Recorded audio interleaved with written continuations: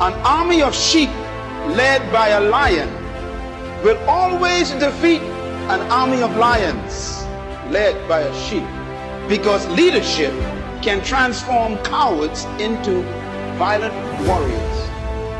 That there are two animals that the Creator identified himself with. The first one is the eagle, and the second animal is the lion.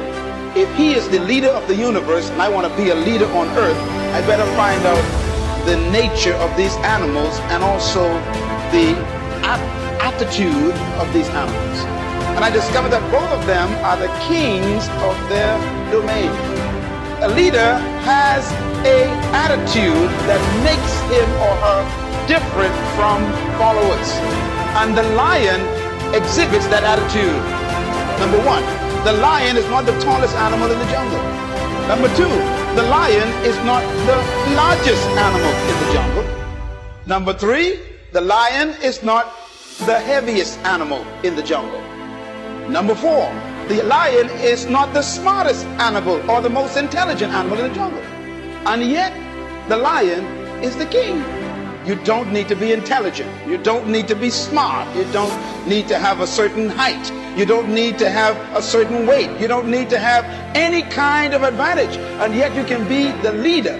Now, what's the main thing that shocks me with the lion is that the lion is not larger than the giraffe, bigger than the elephant, or heavier than the hippo. He's not as smart as the hyena or the snake. And yet, when he shows up, they all run away. The lion, therefore, cancels all of your excuses for not becoming a leader. What makes the lion so unique? The lion is the king of the jungle because of one word: attitude. The lion has a different attitude that makes every animal afraid of him. What makes these massive animals respect such a small cat? The attitude is the difference. For example, a lion will see an elephant, and the thing that comes to his mind, one word: lunch. Now the elephant is 10 times the size of the lion, probably 50 times heavier, and has more power. One stomp of his feet could destroy the lion. But when the lion sees the elephant, he doesn't look at size and weight and strength and power. He looks at lunch. I can eat this thing. And he acts the way he thinks. You see, the size is not the problem.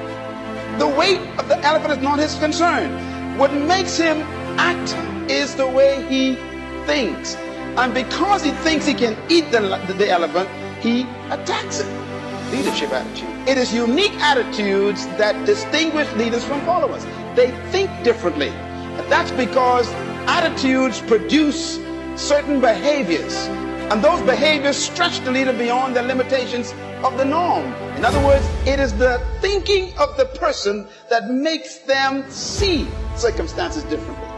How do you think? Write this down. Attitude is a product of belief. This is very important to develop your leadership. Attitude is a product of belief. You cannot have an attitude beyond your belief. So your attitude comes from your belief system. The lion is the king because of what he believes about himself and what he believes about the elephant and the giraffe. He believes that they are lunch, and he believes he can eat them. His belief system controls the whole situation when they meet. So if you want to live beyond what you're living now, you have to change your belief system. The secret to anyone rising is what happens in their belief system. Your life is what you think it should be. That's exactly what you are right now. You are what you thought you should be. And if you don't like who you are, you got to change what you think you should be. That's how leaders are born. What brought me from the floor to flying my own jet is these simple statements here. You got to first change your perception of who you are. And that starts with a belief system. Secondly, you must change your perception of why you think you exist. And number three, your sense of significance. Your perception of who you are. You've got to change it. And most of our perceptions are other people's concepts of us, and therefore we don't have self-concept, we got other concept.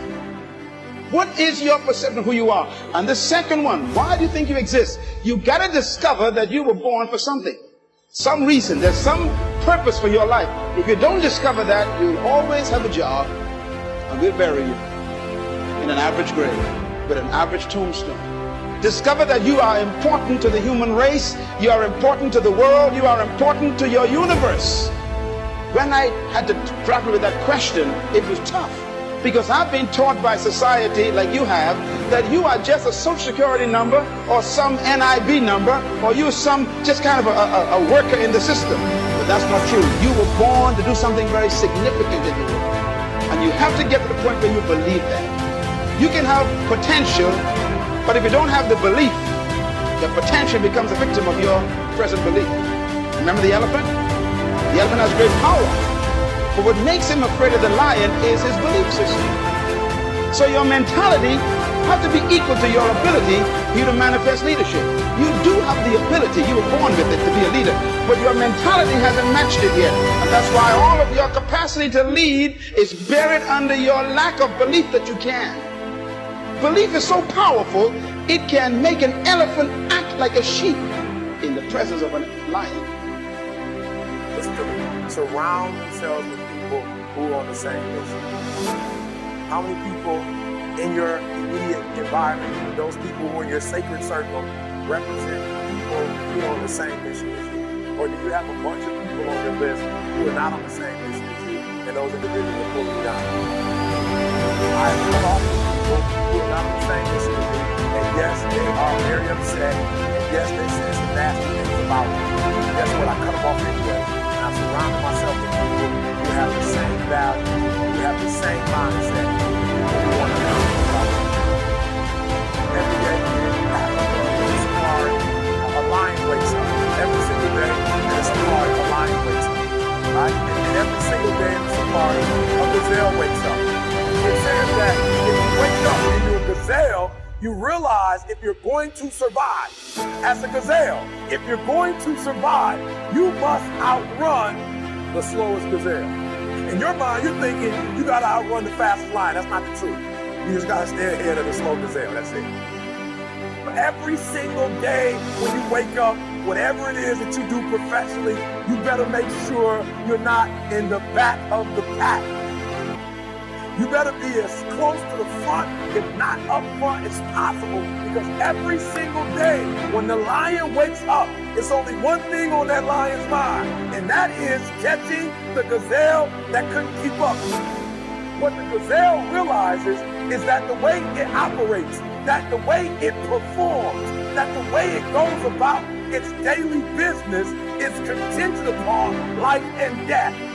That if that gazelle does not do what he or she is supposed to do, it will be eaten by a lion. Even if you are a lion, and you have the advantage that when the sun comes up, if you're a gazelle or a lion, you better get to running. Because if you are a lion, a gazelle is still not going to come to you and say, just eat. I don't care how deep you are as a lion. When you wake up, nothing is going to come to you. Nobody's going to give you anything. They're still not giving stuff to ET. I still have to work. I still have to fly 20 hours to get to Australia. I still have to go to London. I still have to do free stuff in Detroit. I still have to drive. I'm a lion. And when the sun comes up, I still have to get to running.